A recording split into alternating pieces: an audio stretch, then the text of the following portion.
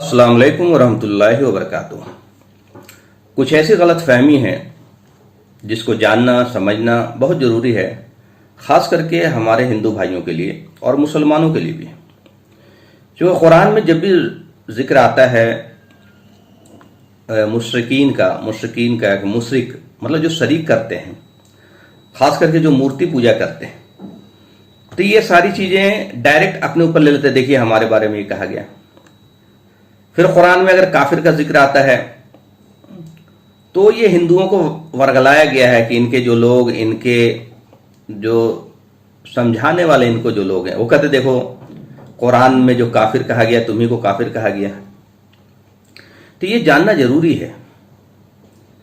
मैं इस वीडियो का जो टॉपिक रख रहा हूं कि मूर्ति पूजा सबसे ज्यादा इस जमीन पे किसी ने शुरू की तो वो मुसलमान थे।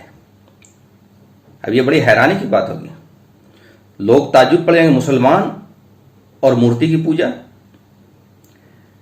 ये मैं आपको बताऊं कि मक्का जो है शहर है वो आबाद नहीं था।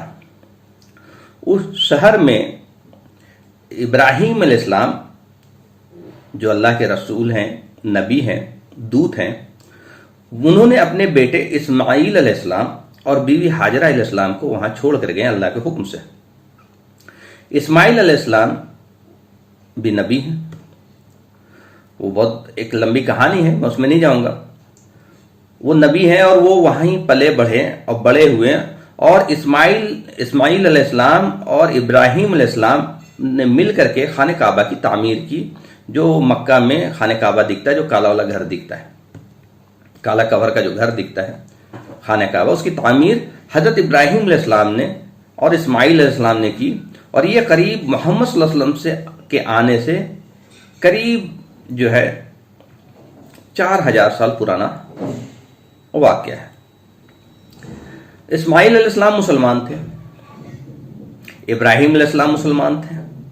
अब मुसलमान बोलते भी लोग बिदकते हैं कि भाई उस वक्त मुसलमान का मतलब होता है जो इस बात का यकीन करता हो कि हमारा रब एक है, परमेश्वर एक है, कायनात का मालिक एक है, दो नहीं है, वो बेनियाज है, आत्मनिर्भर है, अजन्मा है, बियॉन्ड इमेजिनेशन है, बियॉन्ड परसेप्शन है, परिकल्पना से बाहर है।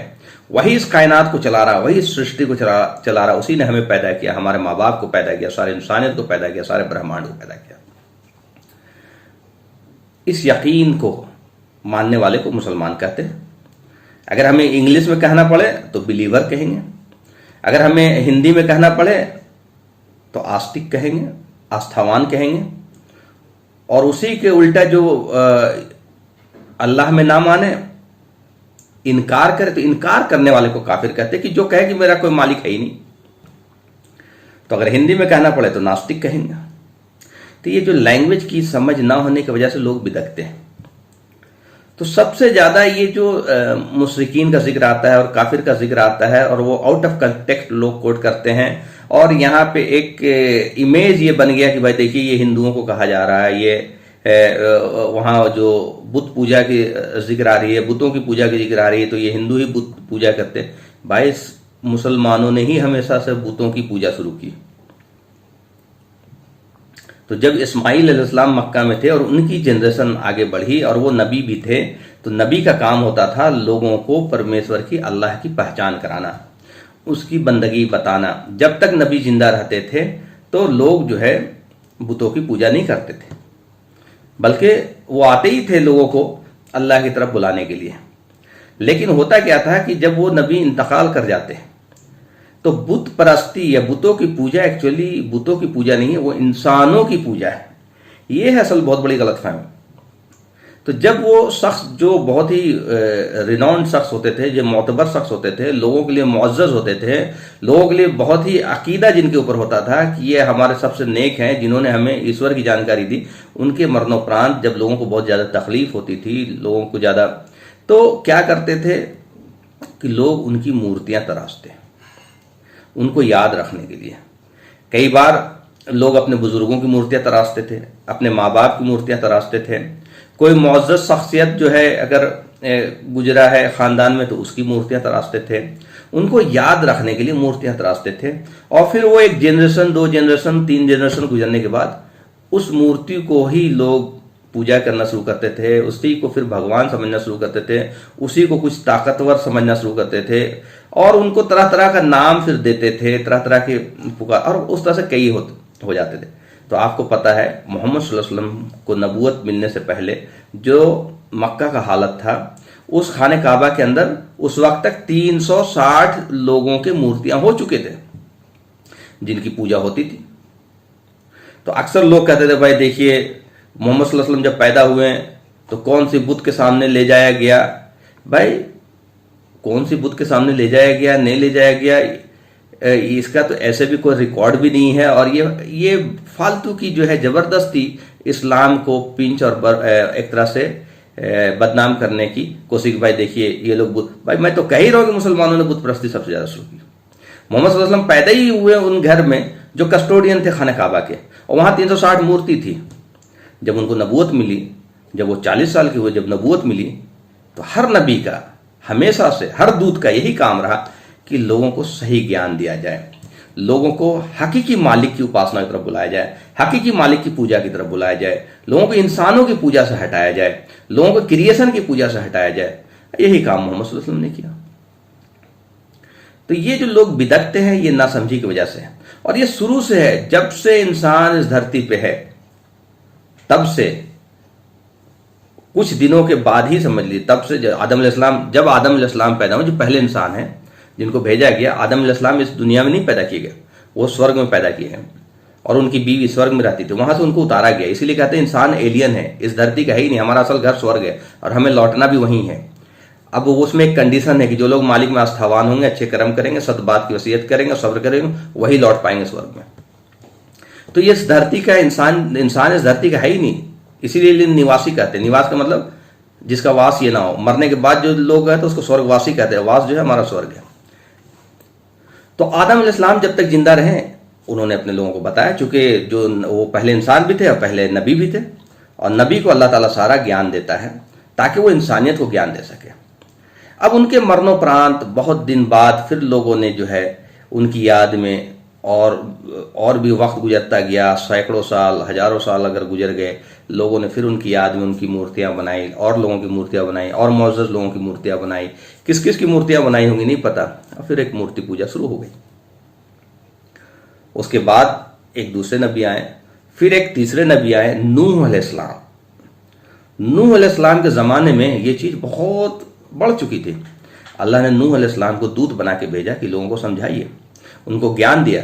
नूह अलैहिस्सलाम 950 साल उनकी लाइफ जो है करीब 1000 साल थी, चूंकि उस वक्त लाइफ 1000 साल थी, धीरे धीरे लाइफ घटी है स्पेन।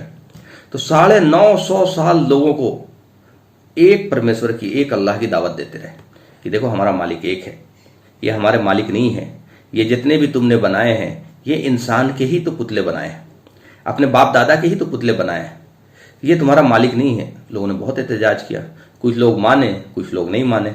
फिर अल्लाह ने उनको कश्ती बनाने को कहा कि आप कश्ती बनाइए, और जो लोग अल्लाह को मानने वाले थे सभी को कश्ती में सवार कर लिया।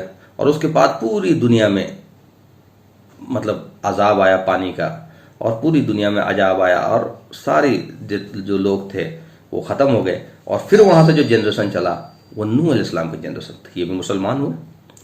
मुसलमान का मतलब होता है जो जनरेशन ही चला मुसलमानों से, फिर उसके बाद बिगाड़ आया।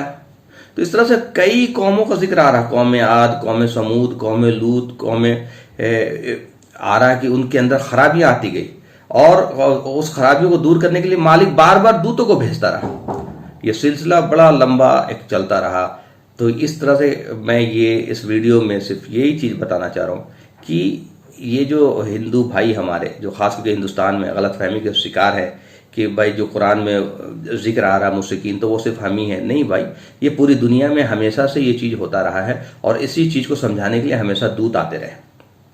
और काफिर वर्ड का जो यूज़ हुआ है वो हमेशा से, लोगों ने जब दूत आए तो लोगों ने दूतों का भी इनकार किया, रसूलों का भी इनकार किया, खुदा का भी इनकार किया। कुछ लोगों ने माना और कुछ लोगों ने इनकार किया। जो लोग इनकार किए उसको काफिर कहते हैं, और जो लोग बिगाड़ रसूल जो आता गया, लोगों ने जब अपने बुजुर्गों के, अपने बाप दादा के, अपने बड़ों के मूर्तियां बनाकर पूजना शुरू किए, तो उनके अंदर तसव्वुर था एक अल्लाह का, लेकिन वो तसव्वुर के साथ होता था कि भाई इनसे भी कुछ होता है, इनसे भी कुछ होता है, इनसे भी कुछ है, ये भी मेरा मालिक है, ये भी अल्लाह इलाह है, ये भी इलाह है। तो उसको शरीक करने वाले कहते हैं। जो मालिक के साथ किसी को शरीक करे उसको मुशरिक कहते हैं।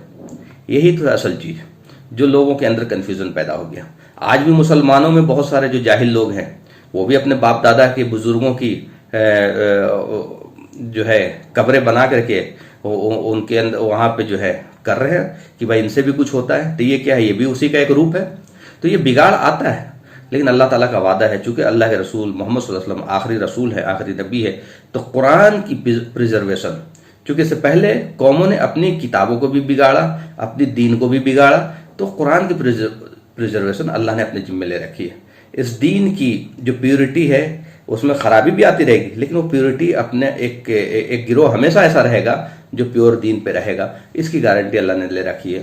तो इस चीज़ को हमें जानना चाहिए, समझना चाहिए और धर्मों का इतिहास पढ़ना चाहिए। जब तक आप धर्म का इतिहास नहीं पढ़ेंगे आपको बेसिक चीज़ नहीं समझ में आएगा। और धर्म का बेहतरीन इतिहास, बेहतरीन हिस्ट्री अगर आपको मिल सकता है आदम अलैहिस्सलाम से लेकर के आखिरी नबी मोहम्मद सल्लल्लाहु अलैहि वसल्लम तक, तो कुरान के अलावा आपको रिलीजन की हिस्ट्री कहीं नहीं मिलेगा। बेहतरीन हिस्ट्री जो कुरान में आपको मिलेगी वो आपको कुरान में मिलेगी। तो इसलिए मैं आग्रह करता हूँ कि ये जो लोग, इनकी तो कोई औकात नहीं है, ऐसे ऐसे लोग, ऐसे ऐसे फितने जो एक्स मुस्लिम और इसके नाम से, ये हमेशा से हुआ है। लेकिन इससे फ़ायदा ये होगा कि मुसलमान कुरान की तरफ लौटेगा, मुसलमान दीन की तरफ, हकीकी दीन की तरफ लौटेगा, और अपने अंदर जो बुराई हो गई, जो मुसलमानों के अंदर जो शिरक आ गया है, कुफ्र आ गया है, मुसलमानों के अंदर जो दीन से दूरी आ गई है, वो दूरी दूर होगी। और अगर दूरी दूर नहीं हुई तो फिर इसके ऊपर अजाब मुसल्लत की जाएगी, और वो अजाब चाहे किसी फॉर्म में होगा, क्योंकि उसका कोई अल्टरनेट नहीं है। ये कौम आद, कौम समूद, कौम लूत की भी कहानियां हमें यही बताती है कि कौम अगर सुधर गई तो अल्लाह ताला निजात देता है, नहीं सुधरी तो अल्लाह ताला अजाब देता है। और ये एक यूनुस अलैहिस्सलाम की कहानी जो है हमें पता है, उसमें एक कौम को अल्लाह ताला ने अजाब के आसार आने के बाद अजाब रोका है। तो आखिरी मोमेंट तक जो है, आखिरी मोमेंट तक अजाब से बचने के लिए तौबा का दरवाज़ा खुला रहता है। तो इंसान जब भी तौबा कर लेगा अल्लाह ताला अजाब रोक देगा। ये अजाब अल्लाह की तरफ से आता है। दुनिया में इंसान की कोई ताकत नहीं है। दुनिया अल्लाह के, परमेश्वर के मर्जी से और उसके तरीके से ही चल रहा है, इंसानों के तरीके से नहीं चल रहा है। व आखिर दावाना अल्हम्दुलिल्लाहि रब्बिल आलमीन।